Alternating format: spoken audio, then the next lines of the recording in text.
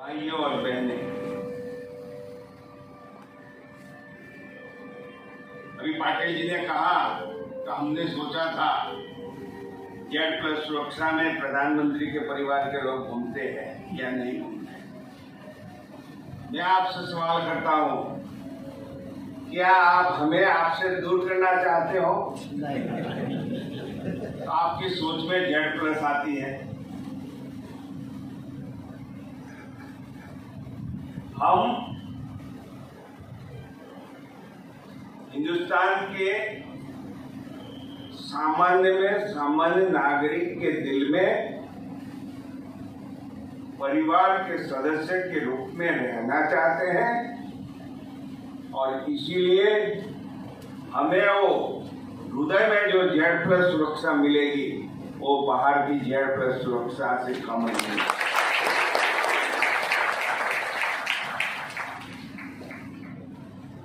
आज अकलोज में मैं पहली दफे आया हूं, लेकिन अकलोज ग्राम पंचायत होते हुए भी महानगर पालिका का जो विकास होता है, इतना विकास अकलोज में हुआ है, ये मैंने प्रतिपादित किया। पंचायत में क्या होता था? छोटी पंचायत का एक बिल्डिंग, हम तलाठी बोलते, आप क्या बोलते हैं मुझे पता नहीं है, फिर सर्कल ऑफिसर और उसका ऊपरी अधिकार तहसीलदार और उसका ऊपरी अधिकार कलेक्टर। वहां प्राथमिक शाला, माध्यमिक शाला हो जाए ना तो ग्राम पंचायत गुलाल उड़ाए। यहां तो मेडिकल कॉलेज तक है। ये गौरव की बात है और ये होने का कारण ये है कि यहाँ के जो लीडर आपने भेजे आज मौजूद है, कुछ स्वर्गवास हुए। उन लोगों के दिल में अकलोज और अकलोज की आजू बाजू की जो जनता है, उस जनता को बड़े शहरों में जाकर सीट के लिए भीख न मांगनी पड़े, ये सोच लेकर उन्होंने जो किया है, जिसका फलदायित्व आज आप सब हो और आपके कर्म में उसकी जवाबदारियां भी आ रही है। आज इस शुगर फैक्ट्री के सभाखंड में 2 या 3 कार्यक्रम एक साथ हुए हैं। मैं मानता हूं उसको त्रिवेणी संगम भी कहा जाता है। सबसे पहले जिसको हम नर्स कहते हैं, उसको दूसरा शब्द दिया गया है परिचारिका, तीसरा शब्द उसको दिया गया है सिस्टर, परिचारी करने वाली जो बहन या भाई है, जो अपने लिए नहीं करती, अपने खुद के लिए नहीं, परिवार के लिए नहीं, जिसको वो जानती नहीं है, ऐसे लोगों की सेवा करने के लिए आज उन्होंने अपने हाथ में दीपक लेकर जो शपथ लिया, ये दीपक नहीं था, ये सूर्य नारायण का प्रतीक था और आपके जीवन में यही सूर्य नारायण उजाला बन के रहेगा। यही आपके लिए शपथ ग्रहण की है।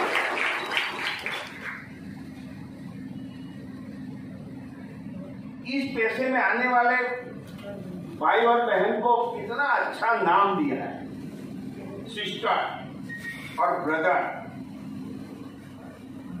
कभी आपके दिमाग में गलत सोच भी ना आ जाए।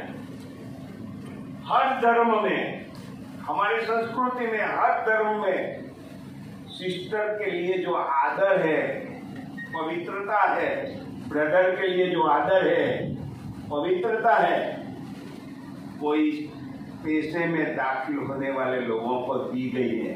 हम सिस्टर कहते हैं, फिर सिस्टर के लिए गलत सोच तो नहीं है, चाहे वो सुंदर हो, चाहे अच्छा स्वभाव हो, फिर भी हमारे दिल में एक दफे सिस्टर शब्द आता है, हम उसको सिस्टर कह के बुलाते हैं, तो इस देश की संस्कृति इसको मना करती है कि तेरी निगाह में गलत सोच भी नहीं आनी चाहिए। और इसीलिए जिन्होंने भी इस पेशे में आने वाले लोगों के लिए जो शब्द दिए हैं, सिस्टर, ब्रदर, ये हिंदुस्तान की संस्कृति से पर नहीं है, ये हमारी संस्कृति को आगे बढ़ाने के लिए तात्पर्य रूप है।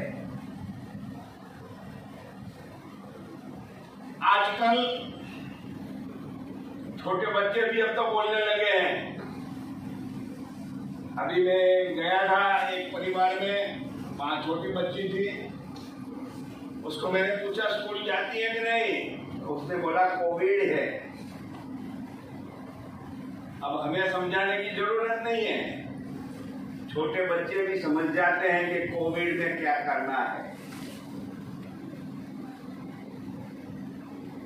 कोविड में हम समझते हैं कि डॉक्टर तो सेवा करते रहते हैं, क्योंकि उनको तो दर्दियों के साथ ही पल्ला पड़ा है। हमारी बहनें, हमारे भाई जो सेवा का देख लिया है, वो भी कोई भी पेशेंट हो उसके पास, उसको तो जाना ही पड़ेगा, उसको उसका काम करना ही पड़ेगा। लेकिन जिसके दिल, दिमाग और व्यवहार में कभी भी एक पैसा की, ऐसे पैसे की कहीं भी जगह नहीं थी, ऐसे लोगों ने हाथ में मृत्यु को लेकर कोरोना ग्रस्त दर्दियों के लिए, उनके परिवार वालों के लिए ऐसी विपरीत परिस्थिति में जो काम किया है, ऐसे में कोरोना वॉरियर्स को आज इस तबक्के, इस समय पर यहाँ के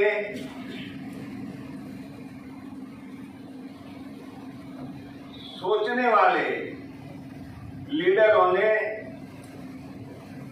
उन लोगों का आभार प्रस्ताव किया, उनको गौरव पत्र दिया। ये गौरव पत्र जिसको दिया उसका नहीं है, वो तो एक प्रतीक है। ये गौरव पत्र यहाँ की सेवाभावी सभी नागरिकों का है, सिर्फ ये प्रतीक है। इसलिए मैं इस शहर के, इस पंचायत के सभी नागरिकों को कोरोना के समय में सरकार के साथ, पीड़ितों के साथ, पीड़ितों के लिए, पीड़ितों के परिवार के लिए छोटे से छोटा भी जो काम किया है, उन सबको नरेंद्र मोदी परिवार की ओर से नमन करता हूं।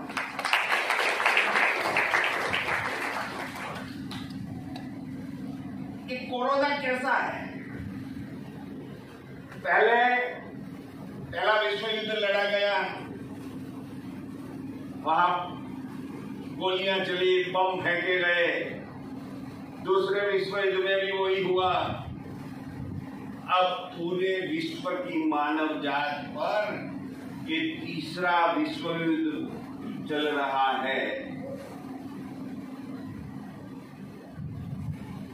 कोरोना वायरस, जिसको आप देख नहीं सकते,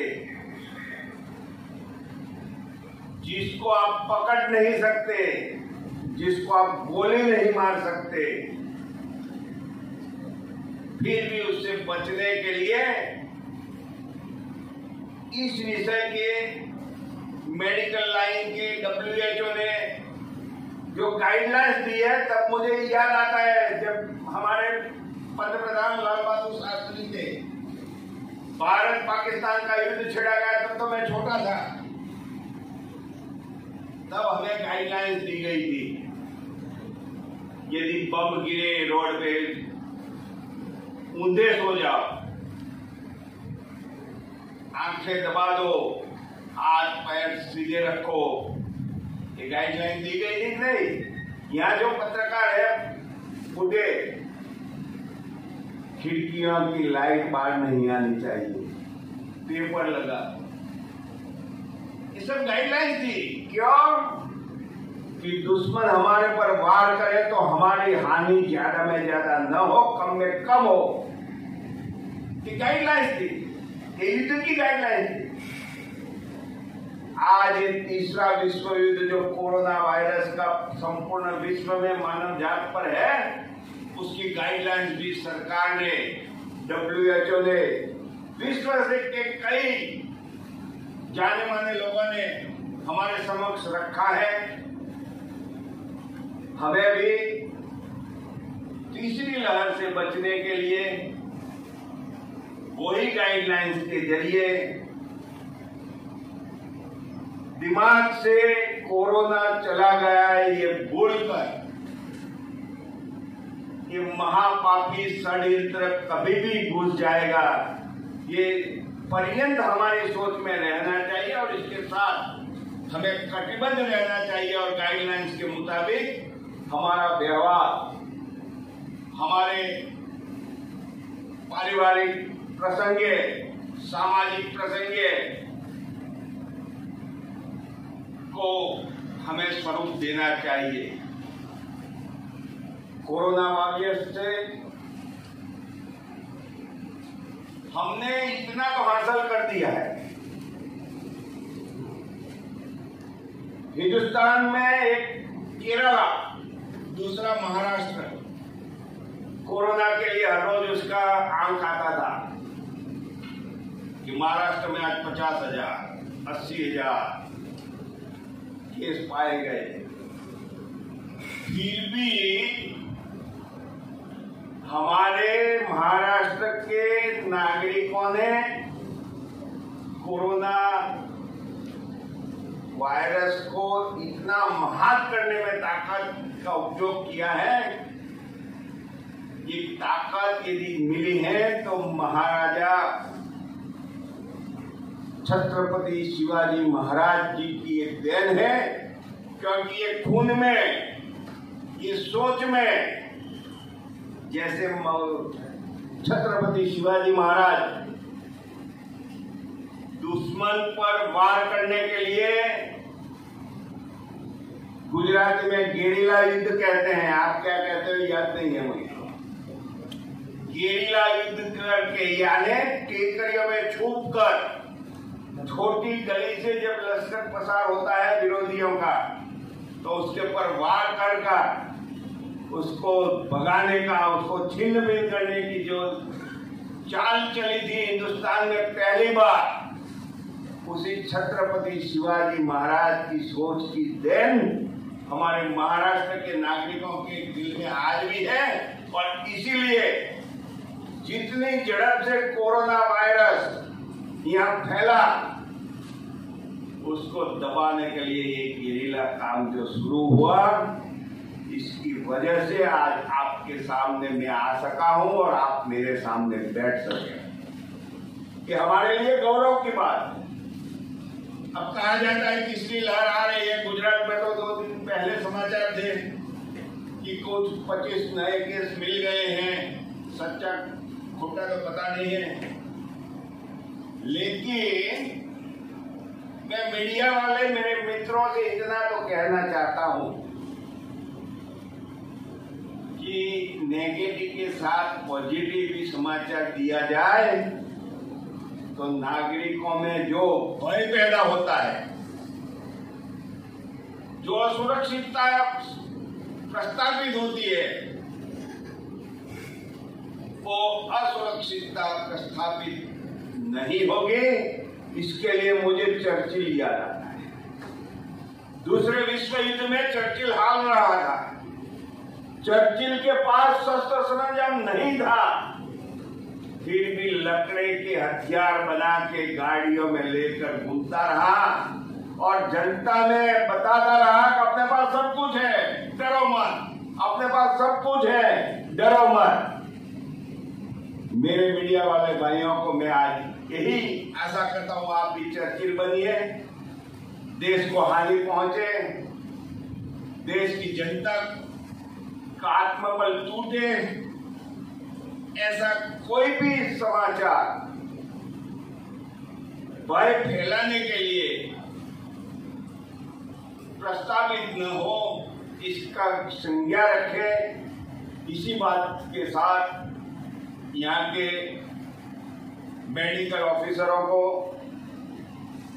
नर्सिंग स्टाफ को और जो नई शिक्षा ले रहे हैं नर्सिंग में, उन सभी को मैं नमन करते हुए, महाराष्ट्र की इस धरती को नमन करते हुए, जय जय गरवी गुजरात, जय महाराष्ट्र, जय हिंद।